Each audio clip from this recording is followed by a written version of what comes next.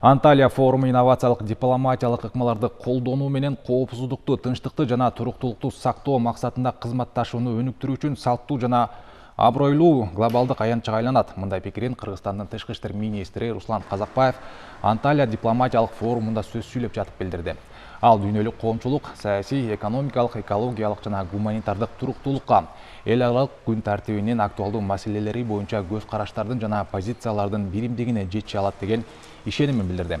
Министр Казакбаев мамлекеттер аралык талаш тартыштарды бир гана тынчтык жолу менен жана сүйлөшүүлөр аркылуу чечүү зарылдыгын белгиледи.